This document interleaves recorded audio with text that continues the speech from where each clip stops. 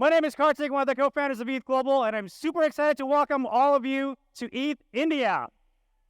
Come on! There we go! This is not a conference.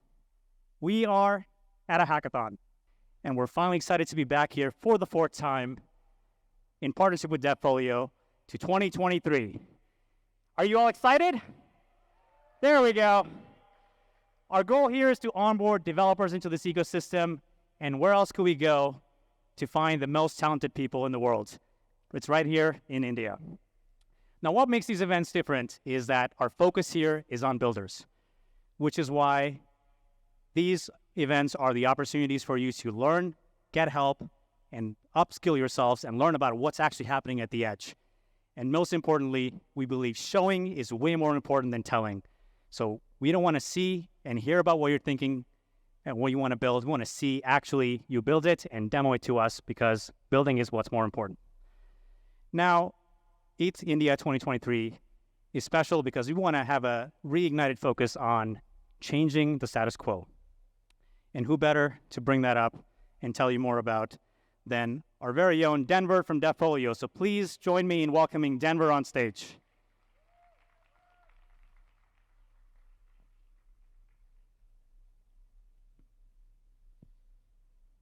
Right.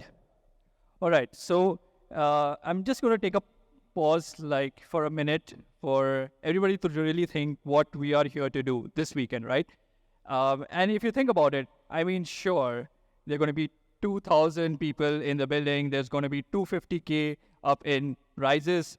But what beyond that, right? And for that, I would like to take you to a quick story, right? And for that, we must travel to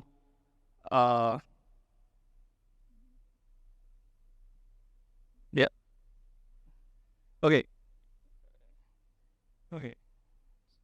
The town of Gaya in Bihar, where we have an example of this guy Dashrath, right? And now Dashrath is a happy-go-lucky man by nature, right? And all his life he sees an imposing mountain in front of him that separates his village from the rest of civilization by 55 kilometers, which is like a lot in any terms, like even beyond I mean, it's impossible in Bangalore traffic, but then even for Gaya, it's a lot. But the thing to think about here is that this really cut his access off of anything that he could use to improve his life. But he still didn't think much about it until it hit home close one day. One day, Dashrath's wife was walking through the mountain to fetch some water from the neighboring village. And as she did that, she sadly slipped, fell on the rocks, and lost her life. And this is what hit really close to home for Dashrath. And he decided to do something about it. But sadly, change does not come easy. So he just decided to take it upon himself and picked up a chisel and a hammer and was at it. Was at it not for 1 day, 2 days, or a week. He was at it for 22 years. Now, it kind of seems unbelievable if this is even a true story, but trust me, it is. And this is based on the real life of Dashrath Manji, who's even awarded by the president for his efforts. What happened initially was that people thought he was first they ignored him, then they laughed at him, then everybody then finally realized what he was up to. And 22 years later, he managed to cut the time from the distance from 55 kilometers to just 15 kilometers, bringing a whole new wave of prosperity to his village and changing the lives of thousands of his people in his village, right? Now, why did we just talk about Dashrath and his story, right? I think this is a sort of an analogy in my head, in our head at least, as we were thinking about what we hope to accomplish with this edition of ETHIndia. And as we think, sure, you can build all the cool apps on ZK, FHE, and all the stuff that's going around these days. But what are we trying to build out here, right? Think about that for a minute. Think about what we saw earlier with the Coinbase feature ad. And also think about, also think about the fable of the dragon tyrant. For those of you who don't know about the short story by Nick Bostrom, you should probably check it out. We have a feature on it outside in the hall, and we have done a bit on it. And it's something that's deeply entrenched into the Ethereum ecosystem. And we thought it's like important, right, to share the message. But as you go through this, the common theme here is what we are really trying to do is something different, is to challenge the status quo. And in our process, as we build along, learn, grow, and build over this weekend, just think about what we are here to do, right? We are here to build the impossible, right? And yeah, I would just like to leave you with this thought. And this is what we hope to achieve with ETHIndia. This is what Devfolio and ETHGlobal had thought would be cool to help see through this year. And that's why we brought together ETHIndia for you, right? And to discuss more about ETHIndia, I'm over to Kartik, right? Thank you. I'll have to clicker. Put it. Well, the goal here for us is to have you think about how do you actually move mountains. And this brings me to this final event of the year by us. I am super excited to announce that this is the world's biggest Ethereum hackathon at this moment. That's incredible. We have over 2,000 attendees from all across the world. 1,715 of them are hackers from 217 different cities and 35 different countries. We try to see where everybody was coming from, and the best part about all this thing is that the goal becomes for us to get new engineers into this, to look into and see what's exciting about Web3, and 30% of these 2,000 people are existing Web2 developers coming into Web3. That's awesome. Not only that, 35 countries represented here, and you can definitely see that massive set of cloud dots. That's, of course, India. I'm super excited to have all of you here, and thank you so much for coming from all different cities and states across the country. Give yourself a massive round of applause. We also have 230 ecosystem mentors here and 12 technical mentors who are going to be here 24/7 to help answer all of your questions. And because this is not a conference, there are exactly 0 talks this weekend. What we do have instead, and what we already did finish, is 22 workshops on how to use every single protocol you can think of, and use that to learn and get ahead and even save yourself some time trying to understand how to build the things that you're excited about. And to top it all off, $250,000 is being given away in prizes. So to thank all of our amazing partners who are making this possible, let's start clapping for all of them and thanking all of our 28 incredible partners. So please thank OneEdge, Polygon, Filecoin, Arbitrum, Scroll, Airstack, Alliance, Base, Celos, Chainlink, Ethereum Foundation, Mantle, Powerloom, Push, Safe, The Graph, Waku XDC, CoinDCX, Huddle, Lighthouse, MetaMask, Monat, OKS, XMTP, Zeta Chain, Creso, and Fidelity. All of these companies and protocols are here this entire weekend, making sure that you are not stuck doing something from scratch, and you get to learn about a lot of these protocols and see what they're up to by talking to them at their booths. So now let's talk about this weekend. I'm going to keep this very quick. I want all of you to know what the next important things are for you to keep in mind, especially for your project submission. So we're going to cover a few things.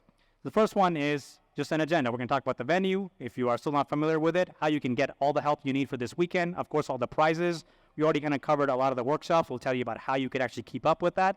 If you're still looking for a team, we're going to do a session here to help you find more team members. And the most important part is how judging works. Before all of that, let's talk about the internet. Do not use Wi-Fi hotspots. We know that this happens every time, and if you are stuck with not having great Wi-Fi, it's because there's a hotspot next to you interfering with those wavelengths and making that hard for you. So to make that less of a problem this time, we're introducing a new system.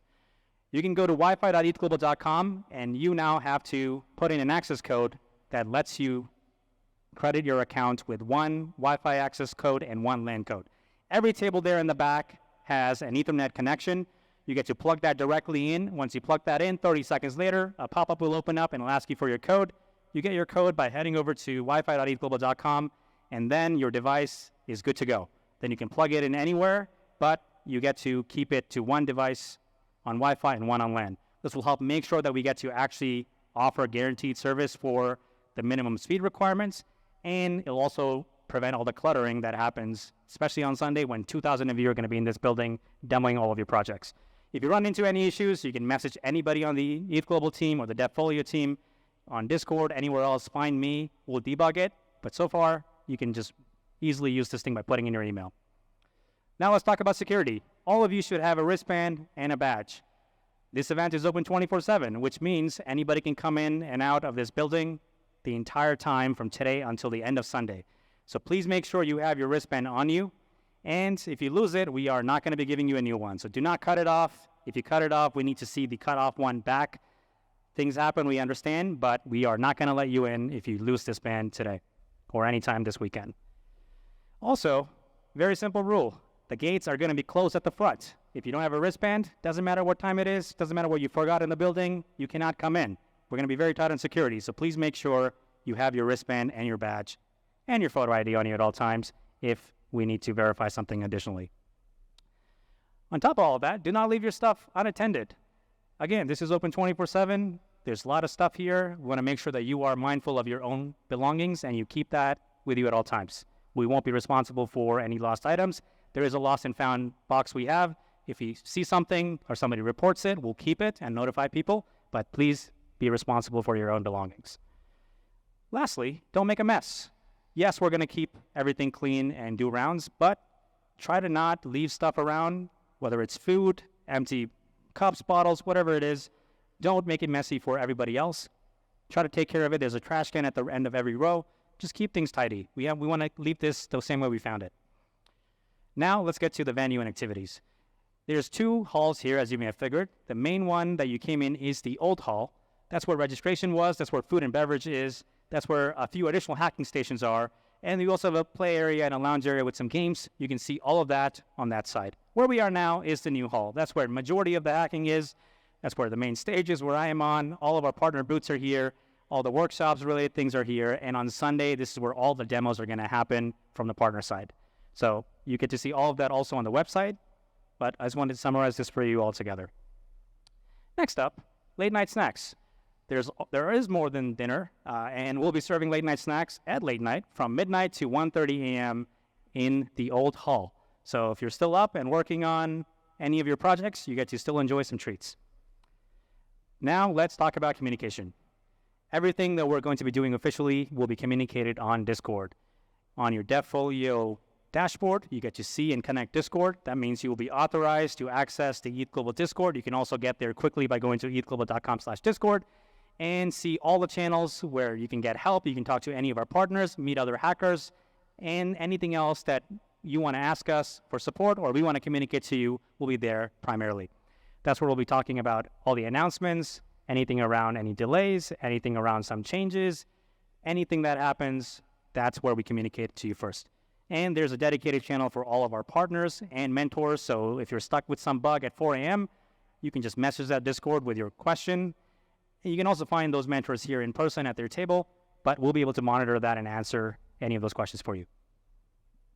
And everything is officially going to be maintained on the website, which means if something changes, you can just go on the website, ETHIndia.co, and see if that's still true. If something changes on our end, we'll update the website first, and then we'll tell it to you on Discord. ETHIndia.co.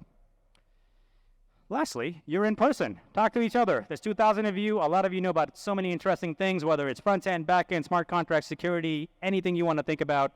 There's probably somebody in this room who has done it or knows something about it or probably invented it. And you get to just shout out, hey, who needs help with this, or how can I debug this thing? And chances are somebody will respond. So please take advantage of meeting people in person. This is why we do these events in person, because you get to see all the incredible people live. Now, how does the hackathon work? Officially, hacking begins at 9 p.m., which is 10 minutes from now, and you can officially start working on your code, and that gives you 36 hours to hack. You can work on your projects with up to 5 members if you have a team. You don't need to necessarily have a team. You are more than welcome to build your project on your own. It's just a lot easier if there's multiple people doing things and making it nice and easy for you to do all of that in a short amount of time. You have 36 hours now, and submissions are due at 9 a.m. So 9 p.m. to 9 a.m. is the window. The rules are very simple. Everything that you do as part of the submission must be done from scratch. You cannot build on a pre-existing project of your own. You cannot convert something you did before to this new thing. You cannot add a feature to your side project. That is not allowed. It must be done from scratch. A really important one, which we're going to start disqualifying teams for, if you see 2 large commits for your entire weekend with 100,000 lines, which happens a lot, instant disqualification, you will not win a prize. I am very serious about this thing. You need to follow the Git commits and incrementally publish code. Any large commits get instantly disqualified, and this is going to be automated. It's a simple API request from us. We get to see how many commits there are and how many lines each commit has from the GitHub API. We will start flagging them immediately. So follow GitHub and Git guidelines properly. Do not do large commits. And if your team members are not listed on the dashboard, you will not win that prize. So make sure all of your team members are actually listed as team members so that each of them are qualifying for those prizes. If you see a member who committed to the GitHub and they're not listed on the team, you also get disqualified. So please do not try to go around breaking those rules. And just to clarify, the most common question we get, you are more than welcome to fork off an existing open source project. You don't have to code everything from scratch. If you want to pick some DeFi protocol from their GitHub repo, which is open source, fork that, add new features, all that is allowed. But you cannot build on your own personal projects, which are not properly licensed or well done open source projects from the community. And to summarize all the stuff around workshops, 22 workshops happened today. All of them were recorded. All of them were live streamed. You can just head over now to ETHGlobal.tv and watch all of them on demand. So if you missed a workshop or you wanted to remember what somebody said or what command they typed, you can just go to ETHGlobal.tv, go to that video, press pause, zoom in, and watch it at your own pace. Or just go find that speaker who is also in the building right now, and we'll be there for the whole weekend, and ask them any questions. So all that is there for you on demand. Do take advantage of all of it. And again, if there's anything else that I miss, you get to ask Devfolio and the ETHGlobal team for any of those clarifications. We're here 24/7. We're going to be there to make sure that we don't run into any problems. Let's talk about mentorship. If you need help live for any of the things around this hackathon, you get to find all of our amazing mentors. You can find them by looking for people in these orange jackets. They're going to be wearing this thing the entire time, so if you need help, chances are this person is not a construction worker. They're here to help you with your code. So do take advantage of all of our amazing mentors, and you can also see them on your dashboards with a list of who the mentors are. Now the most important part, judging. Judging is going to begin on Sunday when the submissions are due at 9 a.m., December 10th. That is 36 hours and 8 minutes from now. This is what judging will look like. When you submit your project, you will be given a choice. You can go to the main judging or partner-only judging. Both of these things happen at the same time, from 9:30 a.m. to 1:30 p.m. Here's how these two are different. If you want to be part of the main judging, you get to be eligible for being the top 10 projects from this hackathon. But you also get to be qualified for all of our partner prizes. If you want to just do partner judging, you don't get to be part of the top 10 projects, but you are equally part of the partner judging. The thing you have to keep in mind is that all these things are happening at the same time, and you have to go demo to the main judges and the partners for your projects, which means you have now a couple choices to make. The one that is probably more important is don't try to select and try to win 10 prizes by doing 10 things and fitting them into a single project where it may not make sense, because then you have to go present to 10 teams from our partners in that same window. And if you click the main judging, you have to do 11 times, and you are not going to make that work. So don't be greedy. Pick a couple of partner prizes that you think actually help you solve a problem that you're excited about, and make it easy for yourself and also for your chances of making something really good. Of course, this keeps in mind that you have to be responsible for telling us that you wanted to win some prize.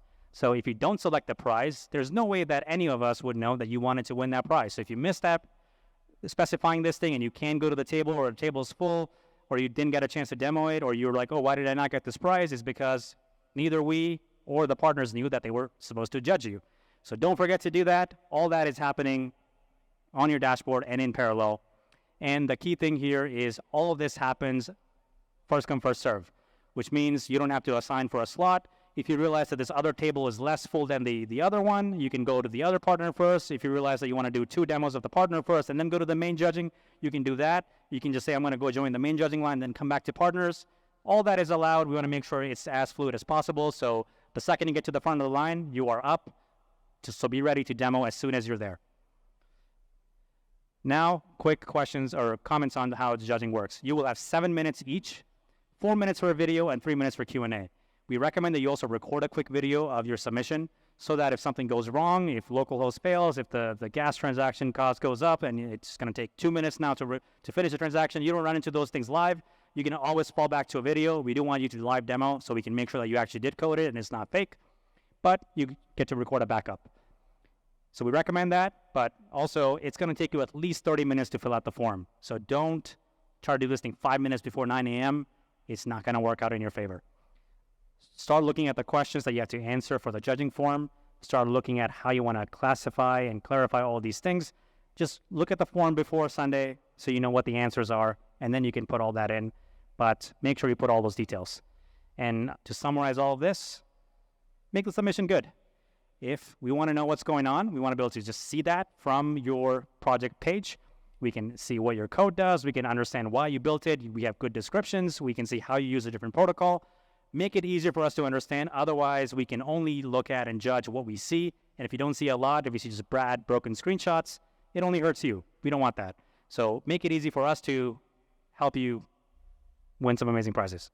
And just even highlight really amazing projects. It's not just about prizes. That's it on the logistics.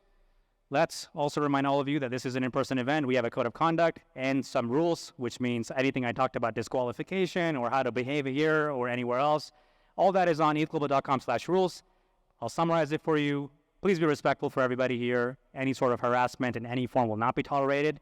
You can report this to any one of us and we'll take immediate action. And the most important part here is anything that you build is owned by you.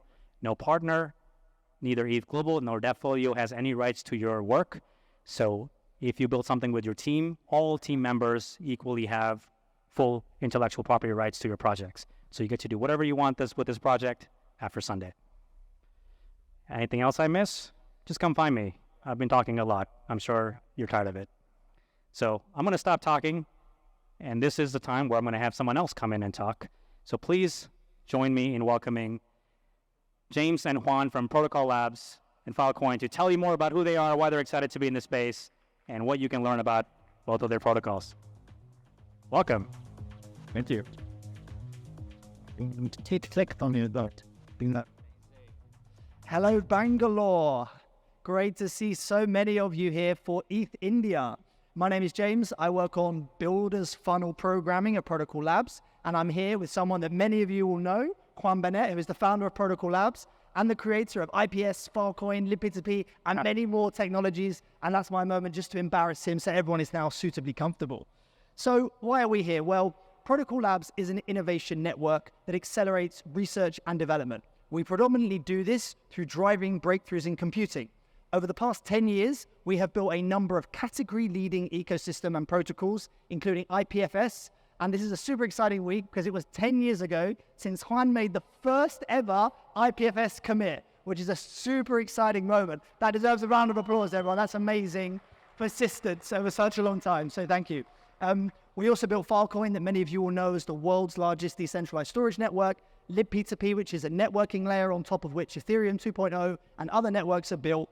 And so why are we here? Well, we want you to be really creative and use a number of new technologies that we have at Protocol Lab, as well as many of our existing protocols, to build unique projects over the next 36 hours. You can use Filecoin You can use the Filecoin virtual machine, which brings smart contract programmability to Filecoin and unlocks super new and exciting use cases like programmable storage, decentralized compute, and data DAOs. You can use IPC, and that is exactly why Juan is here today. He's going to tell you about why the interplanetary consensus is an exciting new technology that unlocks a whole new paradigm of projects. We have NFT.storage, which is a one-click solution to IPFS and Filecoin. We have Lighthouse, we have Saturn's decentralized CDN, and so much more. So we have $20,000 bounty up for everybody here to win from the hackathon. And if you're like me in the morning, I wake up and I think, what would King Khan do? Well, he would absolutely apply for one of our grand prizes. We have 3 of them. They're $3,000 each. And they also come with bespoke office hours with Juan and many of the PL leadership team to support you on your journey. We also have a pool prize of $11,000, which will grant to up to 15 teams. You can look at this in slow time if you scan the QR code on the right-hand side of the screen. We want you to build innovative apps and technologies. You can use one or many of the technologies I've spoken about today. There's really exciting new challenge statements, things we're excited about across programmatic storage, data DAOs, state storage integration, DeFi, and one quick note on DeFi. Filecoin was outside of, I think, the top 100 layer 1s by TVL just a few months ago, and now we're one of the top 25 layer 1s across all of crypto, which is super exciting. So what is the next paradigm of protocols that you can build to unlock that? And Juan is now going to tell you about a super exciting new piece of technology that we have here today to all of you to try. Juan. So one of the things that we're excited about is to enable the hackers here to try their hands with some new tech breakthroughs. These are not for the faint of heart. These will require a lot of experimentation. There will be dragons. And you can look at 2 sides. One is you can take the FVM and add new runtimes. So think of other VMs that you could plug into the FVM to then run something interesting. Or you can build some very large-scale applications with IPC. The new runtimes side of FVM comes in because FVM is this hypervisor VM that enables you to plug in these other systems.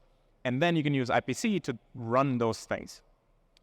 Note here that the VMs are not just blockchain VMs. You could do things with Docker or Cloudflare Workers or Firecracker. It would be amazing to see Linux booting up in a blockchain. Like, wouldn't that be sweet?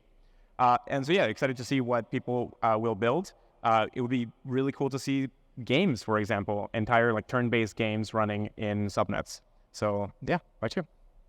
Fantastic. Thank you very much. 20 seconds just to say, we have built out a set of structures at Protocol Lab called the Builder's Funnel, which support you at every single step of your entrepreneurial journey. So while you might be here experimenting with hackathons, we have grants, accelerators, investment, and then a whole network that supports you on that journey. And we have one very quick, exciting announcement that Juan is going to tell you about as well. So I know that a lot of people here contribute to open source. When I was here last year, many people came up to me asking about how they could get started with Liquid2P or contributing to IPFS or Filecoin.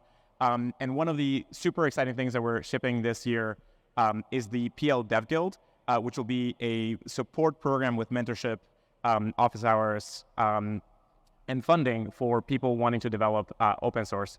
So if you're interested in that, scan. We'll talk more about it later in the hackathon. Yep, and it's launching in India first, so India devs only. So come and vibe with us at the booth. We'll be spinning the decks, spinning up IPC subnets, and so much more. Thank you, everybody. Super excited to see you, and good luck, hackers. Thank you. Sorry about that. It took way longer. Amazing. All right. Well, next up, I want to bring on Blake and Sandeep from Polygon. Please give them a big round of applause. Hello, hello. I have a special guest that I brought with me. Goes by Sandeep. Do we have another microphone? Thank you. Great. Well, let's get into it. Okay, so just wanted to go into this really quickly.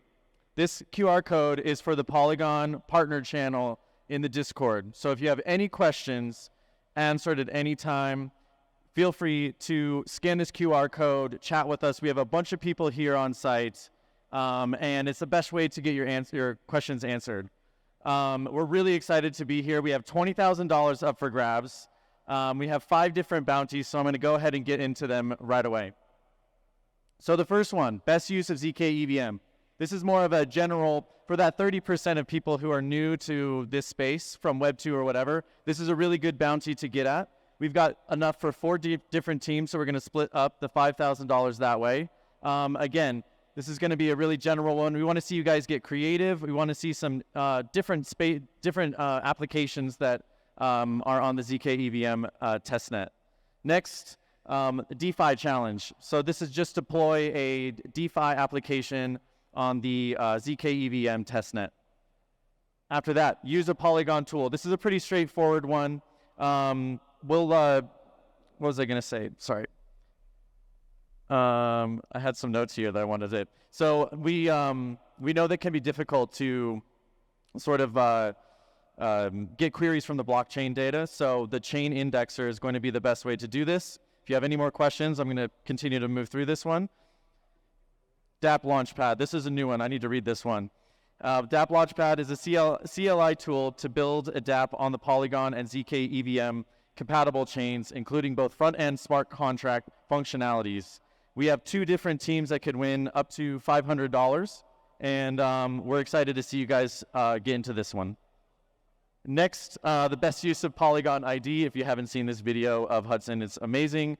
But this one is going to be use Polygon ID to represent identity-based information as verifiable credentials in your dApps so that users can prove access rights to dApp features without giving up their private data. And next, I'll hand it off to Sandeep. Yeah, hello everyone. These are some really cool bounties. But many of you guys might have heard me saying that, from this year onwards, we have started like a, more concerted efforts in terms of getting more protocol builders from India, protocol and middleware builders from India. So a lot of bounties are here for, people who are attending their first hackathon or are just getting started in Web3. So you have some standard, app level bounties to discuss here. But then you also have, use a Polygon tool. And in that system, or in that bounty, I want you guys to think really creative and go into, let's say, the ZK tools that Polygon has built, especially Plonky 2, which is like the fastest library in the whole industry for the proof aggregation. So come up with some really cool, ideas around the proof aggregation and how you can enable, let's say, privacy-based DeFi or privacy-based NFTs and so many other things like that you can do. So in the tool, like this is especially like use the Polygon tool thing. And I also want people to look into PIL. PIL is our Polygon polynomial implementation language where you can write constraints for ZK-based systems. So if any one of you wants to dabble into the ZK-based constraints and come up with really cool things, do that also. And especially this dApp Launchpad also. Think that how you can do or how you can use ZK to have like really creative things. Like let's say, can you, if a dApp is launching, can you have a private Dutch auction for them? Or can you create a system, wherein maybe even like a simple exchange or a DEX where the trades are hidden, so there is some privacy use cases over there. And then using these tools, you can also for example, PIL, somebody can actually write a simple hello world program, and using PIL, you can create a ZK prover for that hello world program, right? Which is a very small VM. Like this hello world program will become like a very small code that you are building the proof for. And because the time is very low, but then you can extend that later on. Some of you can actually build an order book exchange, order book DEX, which is fully on-chain and is being proven back to Ethereum. So those kind of hardcore ZK and protocol level stuff, especially with Polygon CDK, you're going to have next year, we'll have like probably 50 or 100 Polygon chains. So how can you have like atomic transactions across chains using the power of ZK and things like that? So explore more on that. We would be more and more interested in seeing Indian developers looking into those hardcore, zero knowledge based and other middleware and, infrastructure tooling. Thanks, everyone.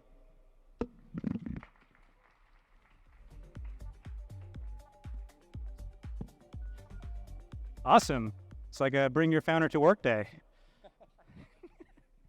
All right, next up, I want to bring on Sasha from 1inch. Please give her a massive round of applause. Hello, hello. Namo Bengaluru, right? GM Hackers, I'm glad to be here. And first touch, raise your hands, those 30% who are at the Web3 Hackathon for the first time. I want to see you guys. Hello, hello, hello. Thank you. And GM, hackers, OGs, I'm glad to see you again and again. And for our very, very new hackers, I want to share the story of 1inch. 1inch had been built in 2019 in the hackathon in New York. And it wasn't actually the first hackathon for our founders. They have been here like in 2018, and they tried and tried and tried. And I want to actually show you where is our unicorn now. Now we are covering 70% of the aggregation market share. We're having almost $400 billion in total volume. But my favorite part is we have more than 150 contributors around the globe, and our team is also here. We are in the booth. If you have any questions, come join us. But Rome wasn't built in a day, and I want to invite you to start building on 1inch bounties. And what is 1inch bounties? So first bounty is a Fusion API. We released our very new MEV-protected, gasless, swap API, which is also covering the liquidity, not only DEXs, but SEXs. And please be very creative and try to implement or even show us your case on implementation. Second bounty is a token plugin. So we released token plugins in ETHCC in Paris. And we want to actually invite you to maybe be, again, creative and find your ways on token plugins implementation. Third one, so our DevRel tenor called this dev portal is a web bridge between Web2 developers and Web3 developers. So if you are a Web2 developer, go to 1inch.dev, check our docs, and try to build something with our 11 different APIs. 2 seconds to scan the code and check the documentation. And let's build to change and innovate. Looking forward. Thank you so much, guys. Thank you. All right, next up is Daniel from Scroll. Please give Daniel a big round of applause. Hello, everyone. I am Daniel. I lead the DevRel team at Scroll. If you are unfamiliar with Scroll, we are a layer 2 network for scaling Ethereum using zero-knowledge proofs. There's a lot of jargon here. If you're part of the 30% that are new to Web3, welcome. We're making something that looks and feels just like Ethereum, but it's faster, cheaper, and maintains the security of Ethereum. All right, so I'm going to keep this real brief. We want you to focus on building, so we don't have a lot of hoops to jump through to get the Scroll bounties. We want to make it easy. You can copy, paste, deploy your code, and anything you can do on Ethereum, you can do on Scroll, but again, faster, cheaper, and with higher throughput. To get our prize, you're going to need to acquire some Scroll Sepolia ETH, change your RPC URL and deploy, and then verify your contracts. That's all it takes, and that's a fun piece of news. But we have some prizes that you can win if you do those steps, right? If you do that, if you deploy on Scroll, you'll be part of the $7,000 pool prize, which you'll share amongst every other project that deploys. You 30% that are new to Web3, get this prize. We also have 10 winners of $1,000 for our Best on Scroll prize. Build something fun, creative, weird, technically deep, something that matters to you. We want to see what you're building, see what you're passionate about, and come show it to us on Sunday. Win one of these prizes. I'm going to leave this hacker Telegram group QR code up here for as long as possible. We also have it available at our booth. If you go here, there is a faucet bot. You can get some Scroll Sepolia ETH, and you can get started and get deployed super fast on the Scroll Sepolia testnet. We also have links to our hackathon cheat sheet, so you can see all the other projects that are already deployed on Scroll Sepolia, including partner projects that also have prize money up for grabs. So come show us what you're building. Thanks so much, and good hacking. Thank you. And next up, and our last partner note for today is Patrick from Arbitrum Foundation. Please give Patrick a big round of applause. Oh, thank you very much. Hi, everyone. Also, I just want to do one more round of applause to everyone in this room. Thanks so much for coming to this hackathon. Woo! You know, it's like a huge effort to make it here. So maybe one last question. Who's used Arbitrum before? Raise your hand if you're an Arbitrum. That's awesome. So if you haven't used it, please play with the technology this weekend. It's a rolled up layer 2 scalability solution. And on that, the goal for our bounties are sort of in the spirit of this hackathon. We want everyone here to build something interesting to them. Your project doesn't have to be the next big startup.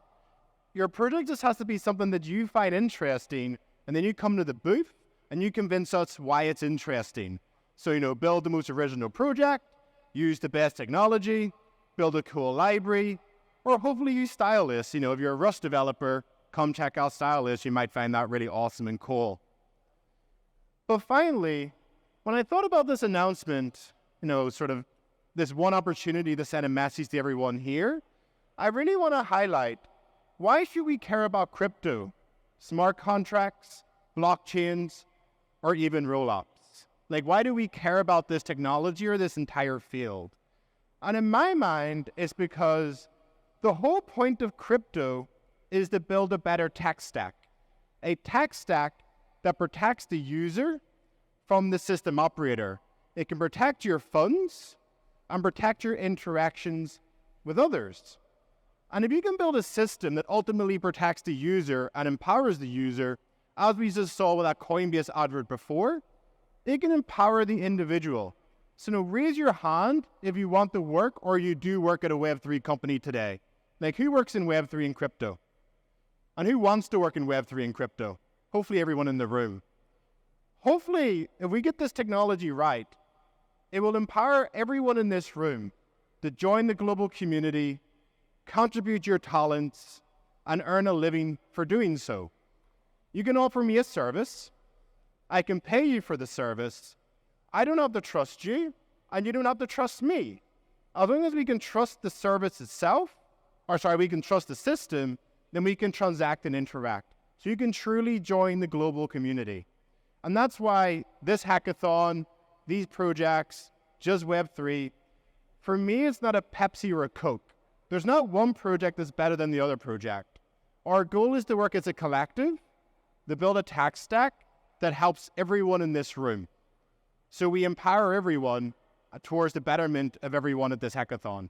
So with that in mind, build something cool this weekend and try to convince us why it's cool. I'm very excited to meet everyone at this hackathon. GG, guys. GG. Cool. Thank you. Those were our 5 amazing partners. And next up, I want to bring on 2 another incredible founders to have a conversation around some things that I feel like are worth talking about. We're not going to cover any of the stuff around the companies necessarily or what their protocols are doing. We're going to go a lot more back in time and talk about how they got here. So please join me in welcoming Juan Bonet and Sandeep Naiwal from Protocol Labs and Polygon.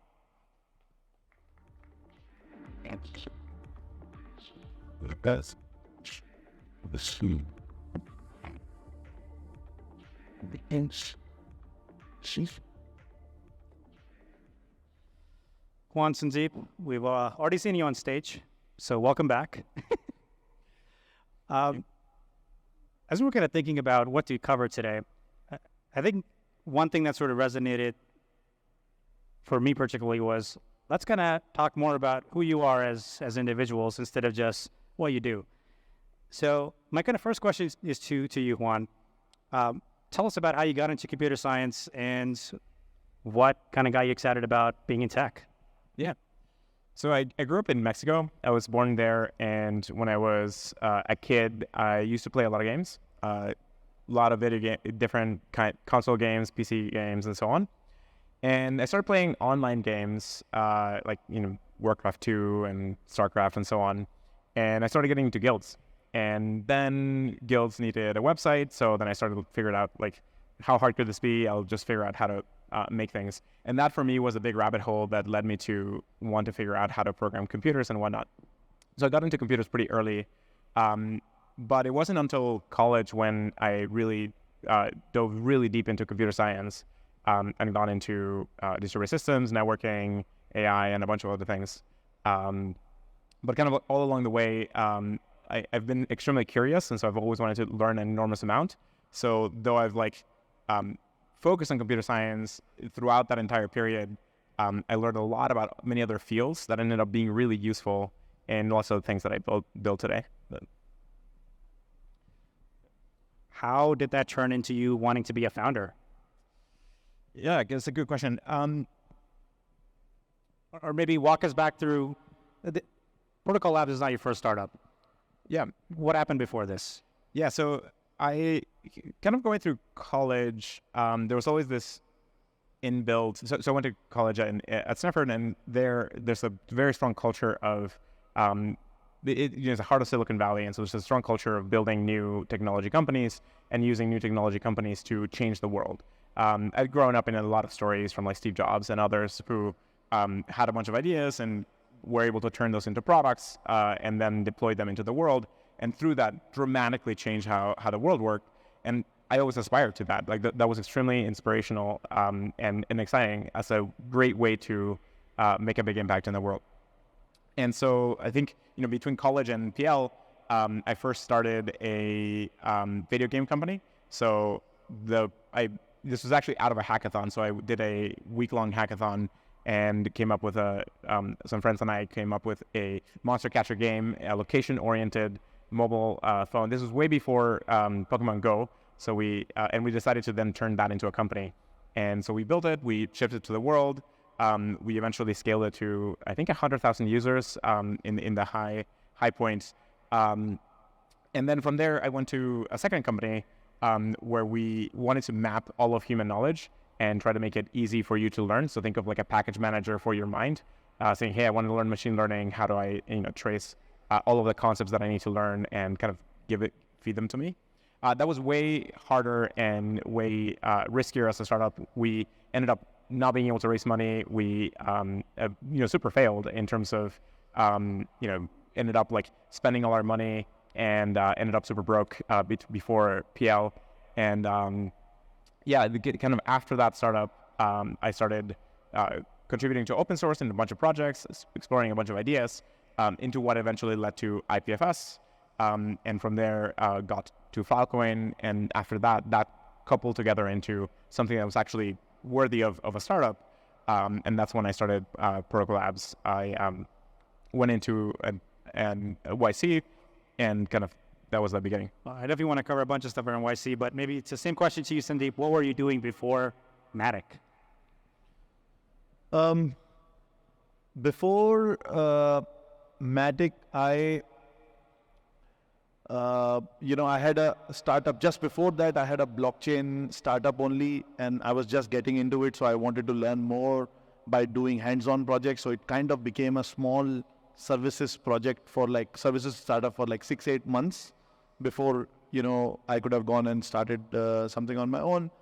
And before that, I had a B2B e-commerce startup, which was more for these white collar, not like gray collar, services, but white collar, services, which a marketplace for those services is kind of like the thought process was to build a Alibaba for India, but for services. Alibaba is for manufacturing.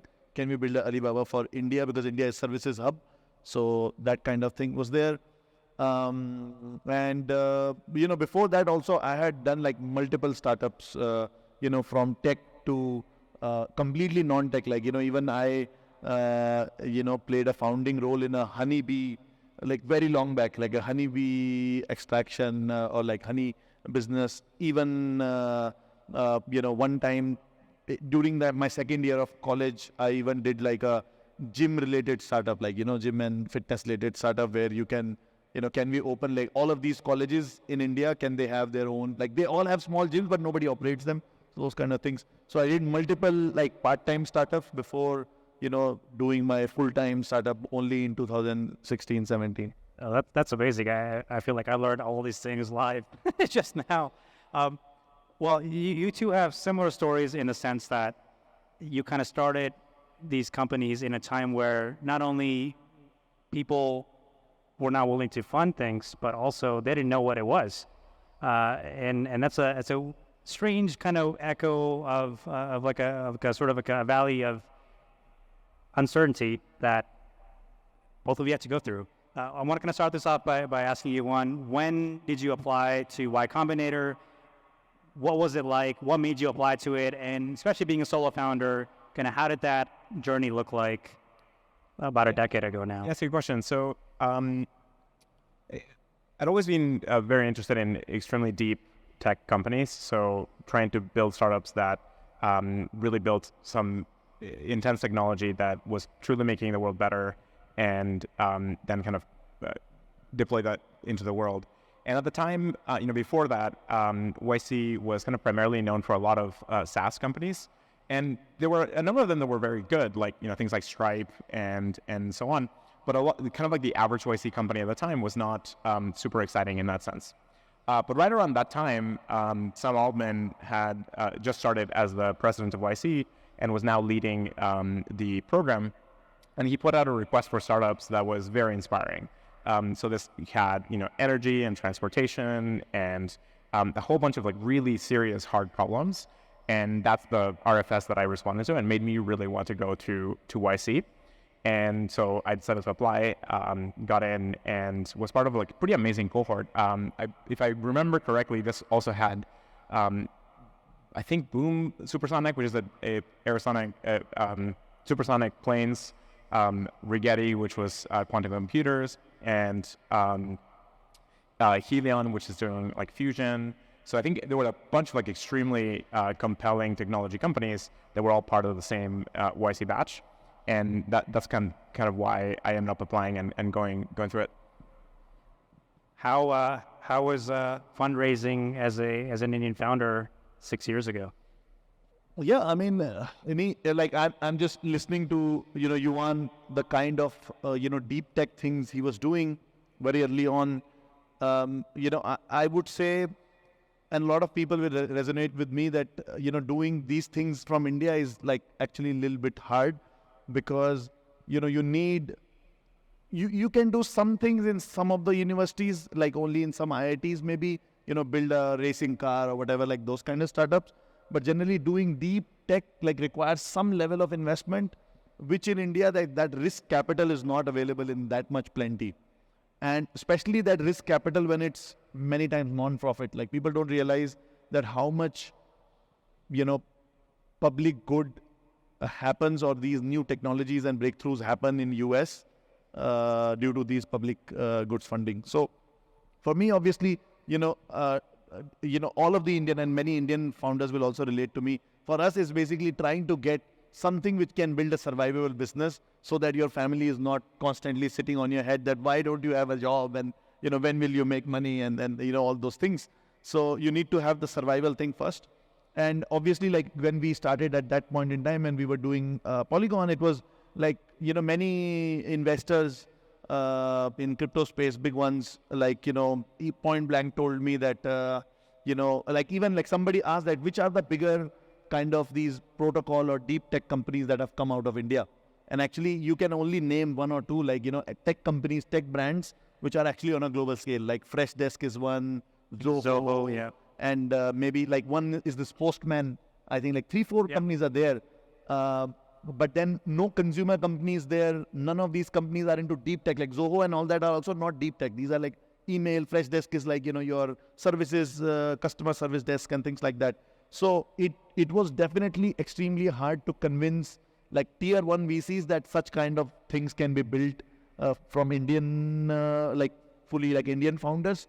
And then secondly, especially on the blockchain side, before us, there were 2-3 projects which had raised these ICO money, and then, those like completely scams. So, everybody was like, not a good impression. So it's super hard. We could only raise like 160K, that too from multiple like 20, 30, 50K, 20, 30, 50K. That's wild. So we see companies raising hundreds of millions without a product sometimes, and Matic started with $160,000. Yeah. And actually we could have, at one point in time, we won, some influencer came to India, and that was the only plugin from India into the main crypto this thing. And we won their competition. And we could have, at that point in time, we could have immediately raised like, $15, $18 million.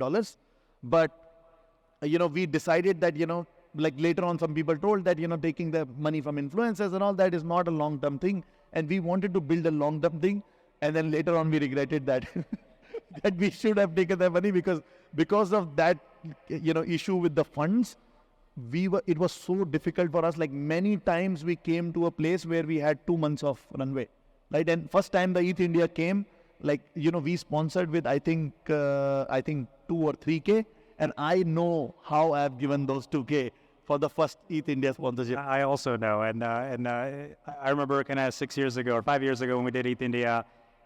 It was we talk about this space now. There's 2,000 people here. The first ETHIndia was 280 people. Yeah. And that was all of the people we could find. Like, it's not even like it wasn't popular. It was all of crypto and Ethereum community in India. People came from everywhere. And I remember you and JD just giving out T-shirts at a small booth, talking about this is Matic Network and 5 other companies, and it was incredible. For the longest of time, I have carried all the Polygon standees and all that, and trying to put. And you guys win all the events, like because we could only pay the smaller this thing, right? And you're like, no, you can't do it. But we are still like, I'm sneaking some standees, like developers see Polygon there, right? Is like it is really hard journey. Like sometimes it makes you emotional also. But yeah, like somehow, like I was seeing $20,000 bounty, like that was the budget for like one event, a full quarter. Yeah, like that's wild times. I'm still stuck on $160,000. Maybe to contrast, tell me about your fundraising journey, Juan. So yeah, the last one was pretty good, but no, the very beginning was kind of like that.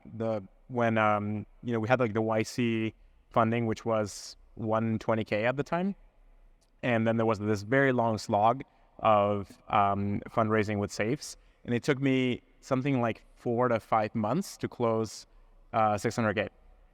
And so a lot of I see a lot of startups today raising 300, 500, $1 million, and being like, oh man, it's just so hard. Like, guys, come on, this is like dramatically easier than what it used to be. And even in that period, it was way better than like Airbnb. Airbnb got started with like almost no money, and so on. And then we stretched that, I think 600, 700K all the way to 2016. So it was like 2 years of work. And then we raised, I think, one round at $3 million. And then later in 2017, then the Falcon token sale, which then that was a very successful fundraise. And we were part of like the large ICO boom at the time. The really interesting thing about ICOs is that I think that we're an extremely powerful technique to connect a lot of the people that were going to actually benefit from the technology with the provisioning and building of that technology in the first place, which is kind of gone now. And now a lot of the tech is being just funded by VCs. And so we end up with a lot of VCs owning most of the technologies instead of a lot of the people that were initially kind of aiming to build them. And it's also kind of like a much harder, when you think about like the transaction structure of an ICO or a token sale, it is because it's a much more public oriented thing. It's much easier to find the set of people that actually care about the same technology. Now, of course, there were a bunch of scams towards the end, and that was a really huge problem. And so I think like there's probably an opening here for someone somewhere to build a dramatically better version of that kind of fundraising structure. Figure out how to solve the scam problem. Figure out how to create an environment that makes sure that there is no terrible bad projects or bad scams. And this might be a lot about building things like think of like the Twitter community notes type alerts, or maybe kind of like MetaMask when it shows you like don't go to this website that's trying to steal your money. We could create a community oriented way of figuring out what is or isn't a legit project. And think of like the analysis for what could potentially be a successful thing, and that could end up building a dramatically better fundraising type of system. But yeah, I think like today it's kind of like we've sort of gone back away from crypto into more traditional Silicon Valley VC type models, and I think that's a big negative. I think we would be in a much better place if we had like normal crypto native fundraising structures. Amazing. This reminds me of a very fun story. Like, first time when Devfolio team, like Shakti and team, and God bless him, Shakti is the founder of Devfolio.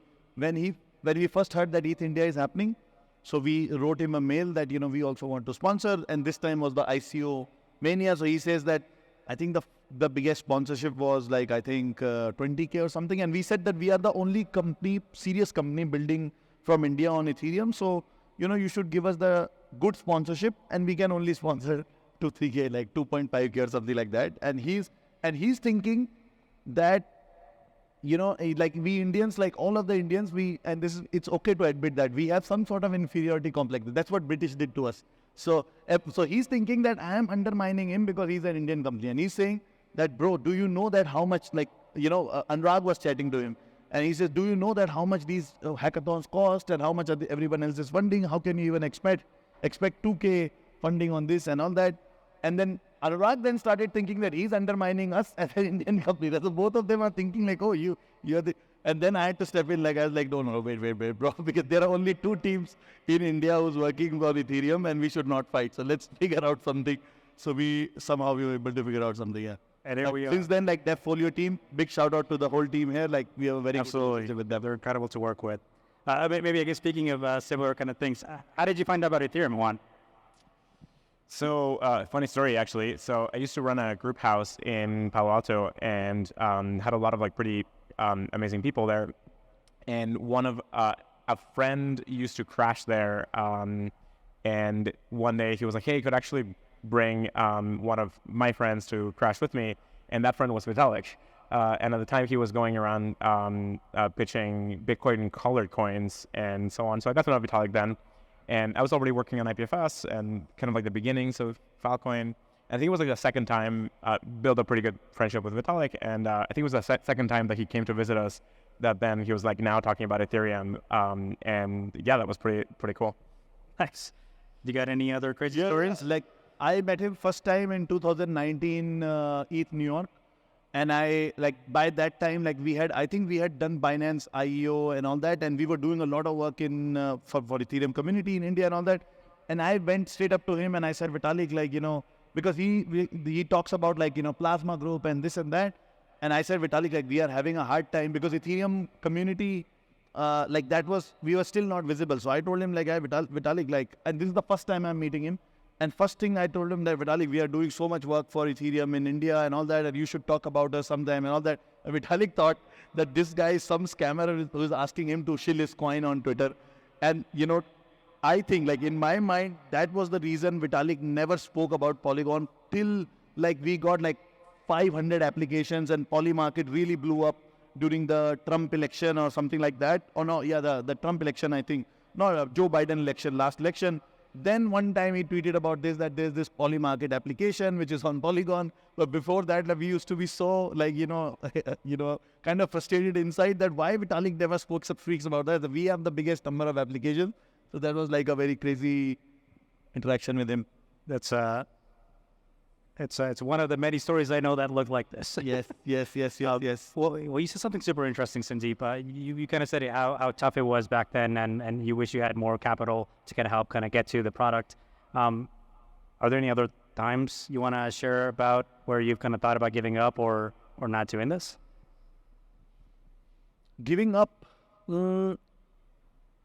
Yeah, I mean, I'm not sure like I ever came close to giving up.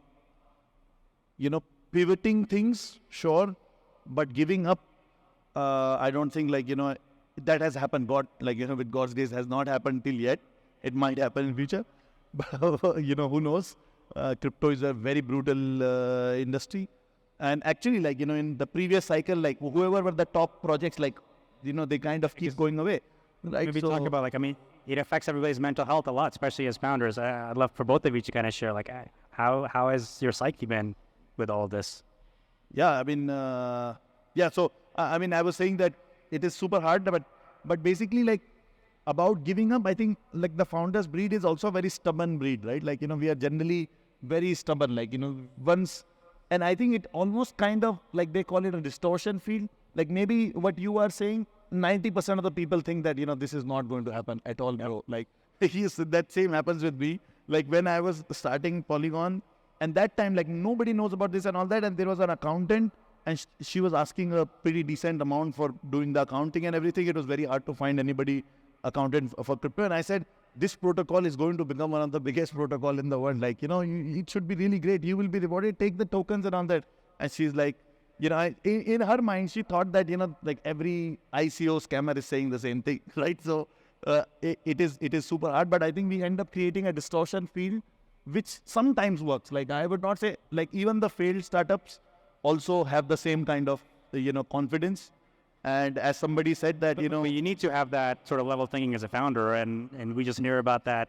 It didn't go down the right way, but without that, you can't really start it. Yeah. You shouldn't start a company. And those ideas also look stupid, but I think you said it or somebody else too said it, which is also very funny thing. He said all crazy ideas look stupid when they are starting, but all stupid ideas also look stupid when they are starting. Yes, that's right. That's crazy. I mean, I think I completely agree with you. I think there is a massive level of conviction that you get as a founder and that you need in order to succeed.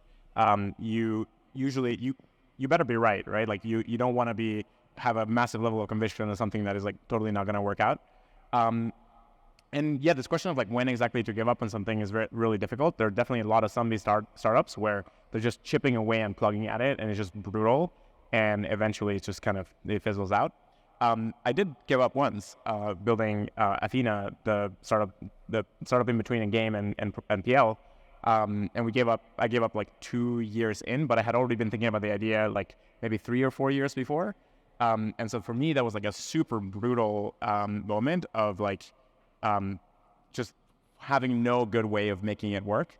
And eventually kind of like being open to trying new things. I was pretty burnt out. So it took me like 3 to 4 months to like recover in terms of being able to like now build new things and so on in an excited way, right? Like definitely could like build random things and so on, but it was like a super brutal thing in between. So I think, many founders out there kind of go through that.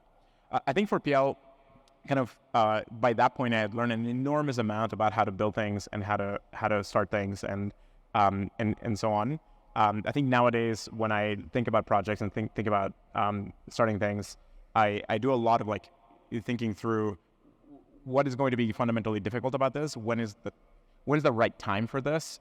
And though you might not like give up on something now, like you can kind of see when something has maybe not gotten the right adoption, and you can reason about like why hasn't that been the case, and does it make sense to continue with the same level of energy, or do you need to wait? Like sometimes you have the right idea or the right project and you have the wrong timing. Like maybe something might be too early. And there, like you might be better off by going to do something else and then returning. Or if you're going to do it, then pursue it in kind of like a low burn sort of way where you can figure it out and develop it, but not expect like the market or the rest of the world to understand where you're coming from. I think once you start founding things and starting things, you learn to look way ahead of where everybody else is thinking, and you start coming up with tons of ideas that are new and different and kind of further out in the curve. And so you have to get really good at selecting which are the ones that are going to be successful in the short to medium term. Because even if something's going to be very successful long term, starting it now might not be the right choice. Yeah, but I thought that you were thinking. You asked me that you wanted. Was there a time where you wanted to give up on Polygon? But in the previous, there have been like startups where I gave up. And one of the important learning, and that's why like I brought it up, which I want to share with everyone, is that I think the giving up moment comes as a founder when for me, it is like when I start feeling that I am not all in on this thing. Like when you are actually building something and you truly believe in it, even many times consciously you don't really know like why I believe in this, but you still believe in it. Until the time you are believing in it, you are kind of all in. And it is so hard, like this entrepreneurship is so hard. Then it becomes your responsibility to make that world happen. Yeah. And if you are not all in, it's you're kind of living a dual life, and that becomes super depressing because you are still working 10, 12 hours a day, but you don't really want to work, right? And that was my learning. Like the day I realized I'm doing something and I'm not all in on this, and I'm trying to find other things like what should I do, this, that, and the side, then it's kind of game over. Then it's just like either you can have a slow death or you can have a fast death. And in my previous startup, I initially chose slow death, but then once I realized this is slow death, then I did fast death. I do want to kind of wrap things up, but maybe one question before all of that is, given kind of the success both of your protocols have had and the scale you've kind of gone to now, how does it feel like in terms of like, how has your day changed? How do you kind of operate now at this scale? You got now hundreds of employees, thousands of community members that are doing all these things in the network. How do you kind of operate? How has that changed how you kind of run the company or the protocol? Yeah, like, I mean, if especially when you are building stuff, like, people think, like, we also used to think when we were building the product, and we thought that this is the hardest time. Like, once the product is out, think life will be easy. Then once the product is out, you realize that was the honeymoon period. Like, the real stress starts now. Because now the product is out. Like, before that, you are just selling the idea to everyone, right? But now it's out there in public, and now people want, like, what is the result? Is it selling? Are people adopting it or not? So that becomes very painful. And then, especially if you are, fortunate like us, and I think that luck and timing and so many things play a big role in this. And, like, I have no illusion that, I did something which happened, something here. It's like so much is dependent on timing and all those things. And then when we scaled at that level, like, one thing I realized, and, a lot of people, like, I'm speaking here because a lot of Indian founders might be here, and we all, like, kind of have the same cultural thing. And I think, like, the most important thing I now have learned is that I never learned to rest. Like, I had a kid, like, recently, like, he's 20 months old, and people keep asking him, what will you teach him? And I'm like, apart from, like, making him a good human being and he should have some capabilities, I would actually teach him to learn to take deliberate rest. Right? My problem has been that, when this scaled, and I am like workaholic, I'm like always plugged in. I am never able to, deplug. In fact, I'm like, just now, from tomorrow, I am going for a vacation, and this will be the first time in 6 years of my, like, journey with Polygon that I would try to switch off. And everybody is making fun of me in the company when I post the message. I want to see how that goes. So people are like, yeah. Just message you randomly in the next week and see if you reply. Yeah. You should test it out, because everybody is like, bro, we are going to message, discuss with you tomorrow on something on the message. You got to get your team to kick you off of Slack. Yeah, exactly. Like, or I need to drop my phone maybe here and, don't even take it there, and take that burner black phone, which is for emergency thing. So, it's very important. Once you reach that scale, at that scale, it's this people who are able to rest, they are able to, play a better role in doing the marathon. Because otherwise, like, I'm like always anxious, always something is, and also, like, thinking long term. Like, Steve Jobs recently, like, one of his tips has also become viral, is that whenever he sees a problem, like, even now I have this tendency to get in and try to solve that problem. And what Steve Jobs says is that, beyond a certain time, like, if he sees a problem somewhere, he will not try to jump in and solve it. He will try to see which team member is doing it, try to grow him, or, like, maybe, for him, outright fire also. But, like, try to grow the team member or the role who is running and solve that. Otherwise, you are always stuck. And this is like, if you ask me, one of the, like, the worst thing that I would have done at Polygon is that many of the times we had problems in one field, I will go into that division, try to solve it myself. Now I'm slowly and hard way trying to, learn myself, and I'm learning the hard way, that the universe is teaching me the hard way also. And like, now I'm fully realizing that no, I cannot do, because I've kind of reached my limit. Because previously, somebody, like some business coach kind of people, told me that you need to make it efficient and your time efficient and all that. And 6 months back, I went into efficiency scheme, right? And I made my time extremely efficient, right? Now the problem is that once I made it efficient, and my 60% of my bandwidth open up, or 50%, I picked up more work. Now I have 100% super concentrated work. So and I realized that, okay, like, this is the limit, like, I can't take it, right? You can't continue that long term. Yeah. So having that deliberate rest and, being able to, realize your limits is very important. And last time I said that, and it's super hard, but I came up with this line that once you accept your limitations, you become limitless, right? And I think, like, in this part, I have still not fully internalized my limitations. Like, I cannot be having efficient 14 hours a day, right? Especially at this scale and all that, where there are like multiple other, like, blockchain protocols with hundreds of millions of dollars of funding, biggest of the VCs. Like, this thing. It's a never-ending game. Yeah, it's a never-ending game. I agree with a lot of what you just said. I think for me, the progression went from being a solo founder, just starting everything on my own and just kind of working for many weeks and months, just plugging away at it. The first set of people joining were open source contributors that joined the IPFS project, and so I built a community and started growing that. And then eventually later we started hiring people and then growing a team and so on. So now, I work with, hundreds of people across hundreds of companies, and then this broader network of tens of thousands of people across many open source projects. And so that has definitely changed how I operate dramatically. So I have to become much more careful about time waste, meaning if you go, when you're one person, you can definitely go and explore a set of things and try it out. But when you start kind of like having that as a thing that then impacts tens to hundreds of people, that can become a very significant kind of time waster sort of thing. So I've had to become much more an operator that's much more focused around how to orient lots of people, how to structure teams, how to structure goals for teams, how to set good, ambitious goals, how to measure those goals, how to coordinate groups and make sure they synchronize information between them. One of the things that's still baffling to me is just how little people communicate with each other. I just see teams that are working on different sides of the same problem, and they're just not talking to each other, and then you end up with problems because of that. So a ton of what your role becomes is a lot of managing communication, managing communication flows, and how to orient and organize people to go do things. And this is often not what a lot of the people that start a thing want to do, right? Most of what I do day to day is probably not what I enjoy the most doing. So I had to give up a lot of what I really enjoy, which was kind of building things and programming and so on.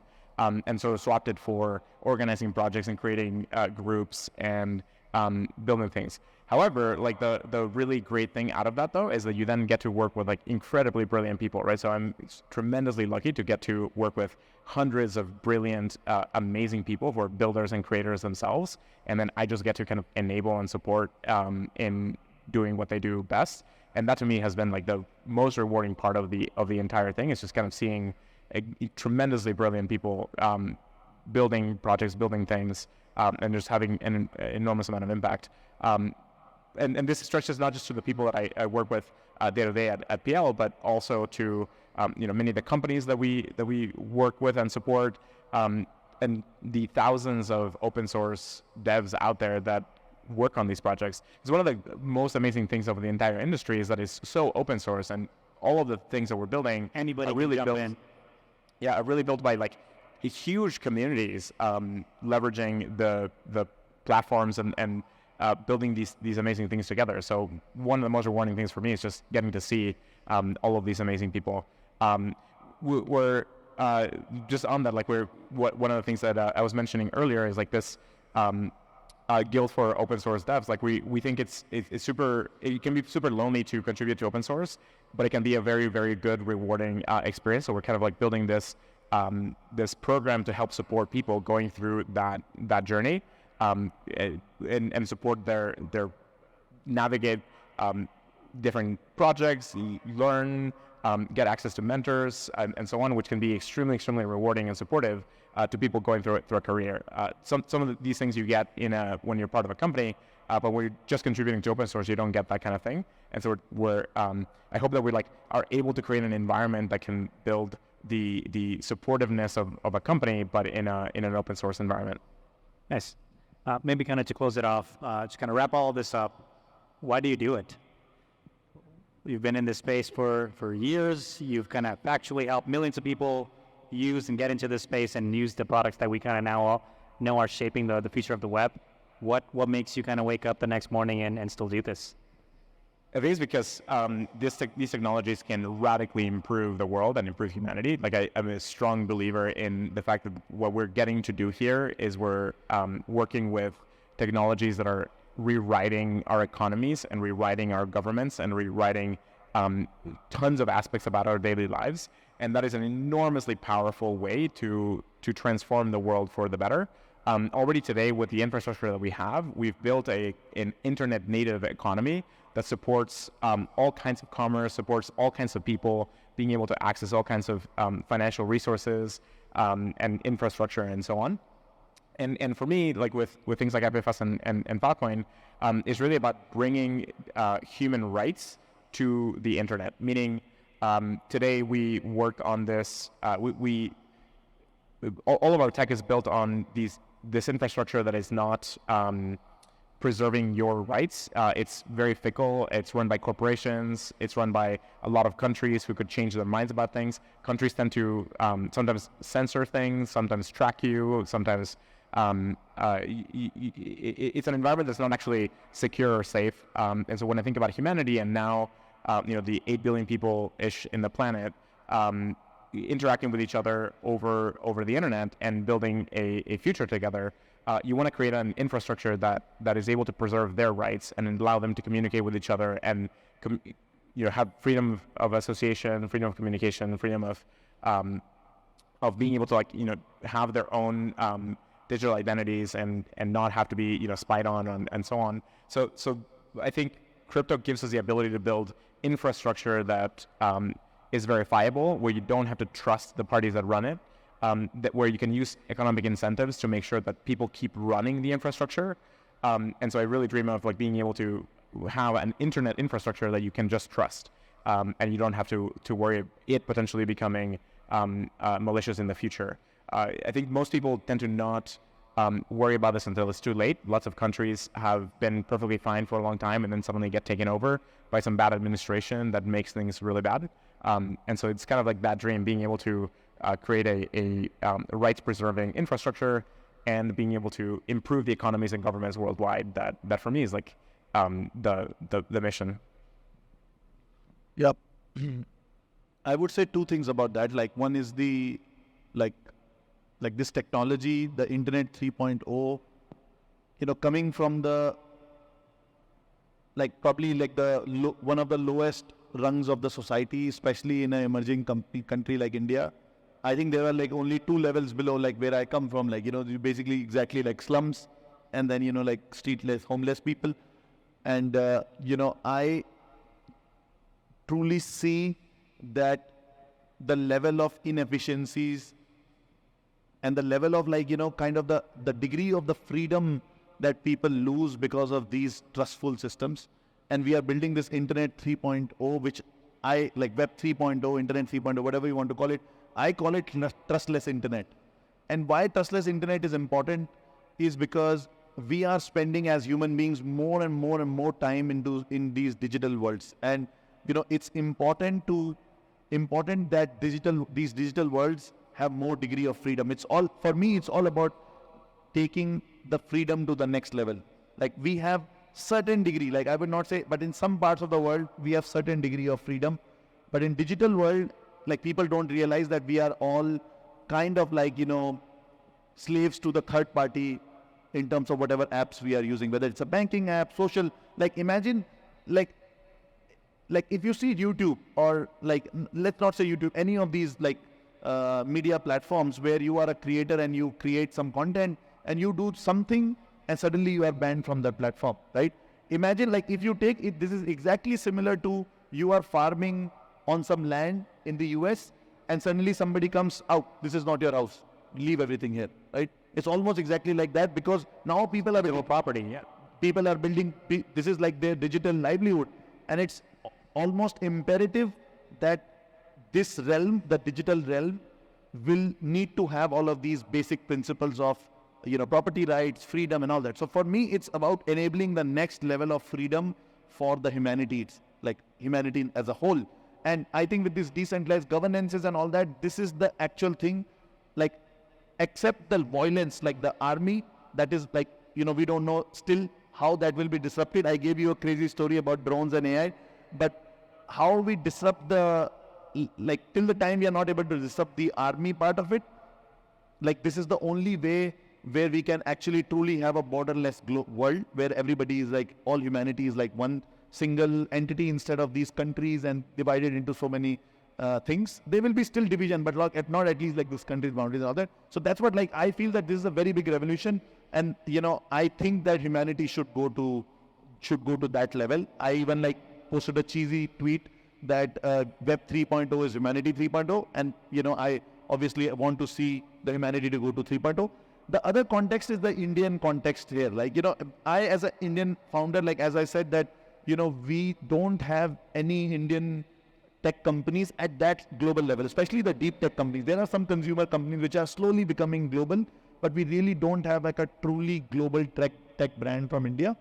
And like what scares me every time is that it already took so much hard work to reach this top 10, top 15 kind of realm on something, right? And imagine if we fail from here. Anybody and all these amazing developers who are building and builders who are building from here, even if they come next time, anybody comes that far, they will still be, have these shadows of doubt on them. That you remember Polygon, they also came this far, but then they doubt, they never make it. So like for not only for India, but for the whole subcontinent, I want Polygon to actually make it and be a sustainable global tech brand, where then people can say, oh, like, from India, and you just need one example, like one big example, and you start believing that, okay, there are more companies. And this has happened for the VCs in India, like since like, that before, we came out, like no VC would invest in Indian companies. And that's why, like, it's super important for me personally, on a personal level also, to take it to the conclusion where it becomes a sustainable, and I don't know how many years, it might take 5 years, it might take 10 years, but it reaches there, and then people can say that, yes, like, the global tech brands can be built out of India. That also is right. I think that's a wonderful note to end on. Sandeep, Juan, thank you so much for joining us, and it's been an amazing conversation. That's from And Sandeep, let's see.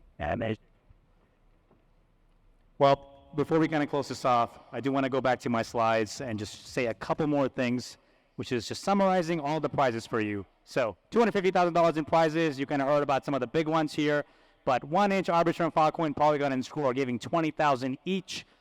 Airstack, Alliance, Base, Celo, Chainlink, Ethereum Foundation, Mantle, Powerloom are giving $10,000 each, and so are Push, Safe, The Graph, Waku, and XDC. And lastly, we have CoinDCX, Huddle, Lighthouse, MetaMask, Mona, OKX, XMTP, and Zeta Chain. They're giving away $5,000 in prizes each. You can see all those details on the website. You can see what qualifies for you to win a prize, all the instructions, the templates, any code you can use. All that is up on the website.